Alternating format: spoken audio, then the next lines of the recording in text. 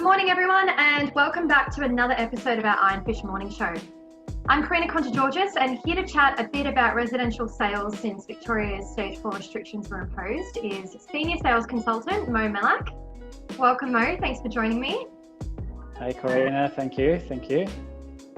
Firstly, before we get into that, I just want to congratulate you on becoming a new dad. Congratulations. Oh, thank you. Thanks very much. Yeah, we've got a beautiful little daughter. So, yeah, that's exciting. Beautiful. So besides enjoying the joys of parenthood, how have you coped during Stage 4 lockdown? Well, on the personal side of it, I think COVID, I wouldn't say is that bad. I mean, the best thing I got out of it so far is I'm spending a lot of time at home. Yeah. Helping with the baby and looking after the baby, so that's very positive. But yeah, COVID, as everyone knows, it's a very challenging time, and hopefully we'll get out of it very soon. Yeah.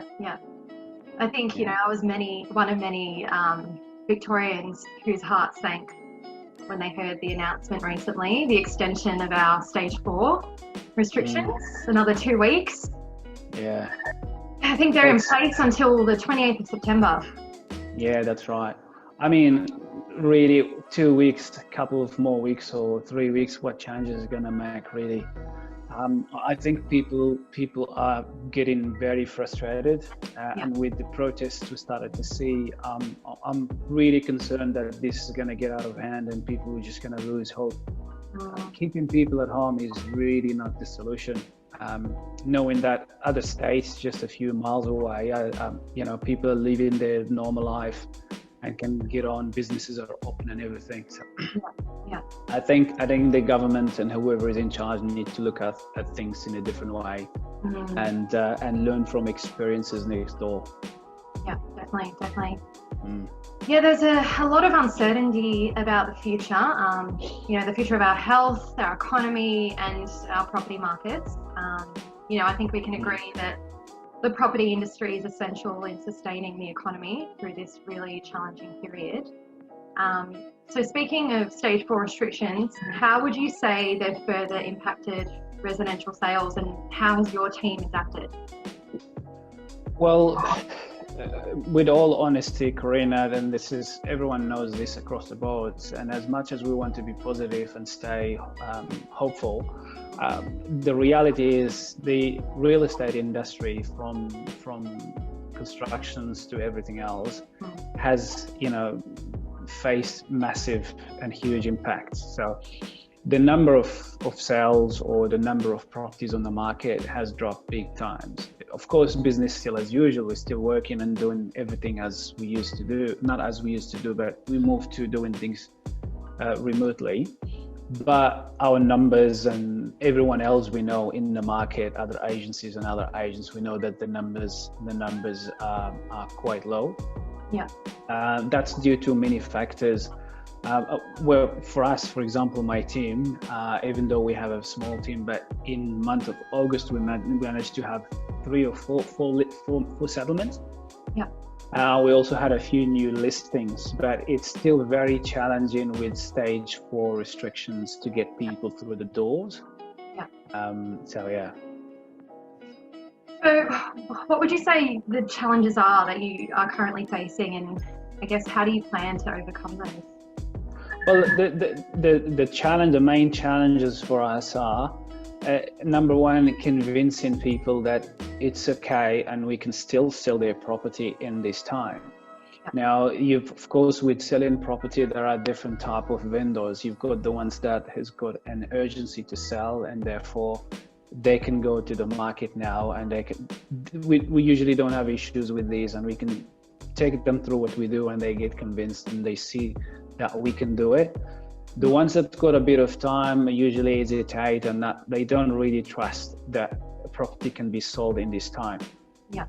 And also on the other side, you've got buyers that are making a massive decision and making a big investment in their lives, and buying a property through a link or through a video or even photos, it's still a bit hard for them to process and digest. So they want to see the product, they want to feel it, they want to walk into it. Doesn't mean that we could not sell or we cannot sell properties this way, but just the numbers are not as good as before restrictions. So this is one challenge, and of course the government going on ahead with the restrictions and putting more restrictions, and even talking about extending the restrictions up to March or April next year. It's hurting us big time, hurting businesses, hurting pretty much everyone, and also all the other sectors. As you know, real estate is not, it's related to many other sectors, from transport to materials to everything else. Photographers, marketing people, it's all related. So a lot of people work with us, a lot of people make their bread through dealing with us. So yeah, these are the challenges. Yeah.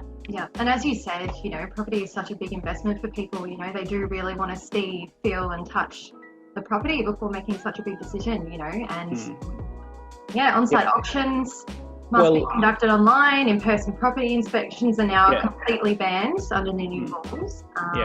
So it's not easy. So right now, I guess, from our experience, the people that are in the market making transactions are mostly investors. People who have done transactions before, they don't have the emotion type of thing. They do things based on numbers, and because they are experienced and they've gone through it at least once in their life. Some of them gone through it many times. So these people are happy to make a deal without seeing a property. Even some of them buy from interstate or from overseas because they basically know what they want and they have experience. But when dealing with first home buyers, people that want to buy a property to live in, or people relocating or that sort of thing, seeing a property and feeling it and seeing the neighborhood and all that stuff, these are very important things for them. Yeah. Would you say falling property prices and low interest rates are drivers to purchase property at the moment? Well, absolutely they are. And all the sales we made so far since COVID starts, you know, these people were motivated by these factors: low interest rates and drop in prices. So transactions are happening, but just the numbers are low, not what we hope for and not where we want to see the numbers. And finally, how would you advise buyers and sellers moving forward? Look, if you're a buyer out there, or a seller, and you have a need to sell or either to buy, the situation, it is what it is, and with what we've seen so far globally, I think COVID will be with us for a few more months. Now, if it's maybe 12 months, everything is possible, because there's now a big big race for discovering or finding making a vaccine. So I think things will stay the way. Maybe restrictions will ease up a little bit, but COVID will still be around. If you are selling or buying, it is what it is, and I want you to know that we can still sell your property. We can still help you buy a property, either online or through real inspections. We're still open, we're still doing our work, we're still talking to buyers on the phone or via emails, we're still talking to owners that are wanting to sell. We have a stock that we can show you, we can take you through, either virtually or physically when we can. But waiting, it's never a solution. You might not be able to see your property, but prices are down, low interest rate as well. So waiting is not the solution. By the time you think the market is good, prices might go up or something else might come up. So the situation, it is what it is. We've got to learn to deal with it as much as we can, but it is what it is. Are you hopeful that, you know, when the economy reopens, demand will return? Yes, I am absolutely so sure about that. In fact, we have some owners that are happy to list with us right now. They have a bit of time. They have the luxury of time. They're not in a hurry. They're happy to list with us, but they actually prefer to wait until hopefully the restrictions ease up a little bit, and then they put the listings on. So there will be a lot of listings coming up on market. And also there will be a lot of people coming up to search and find a property for themselves. Yeah. So yeah, there will be demand. There will be demand on properties, and supply also will go up. Yeah. No, that sounds great. That sounds great. Yeah. Sounds like a promising future. Yeah. Well, definitely things. We're learning a lot from COVID. So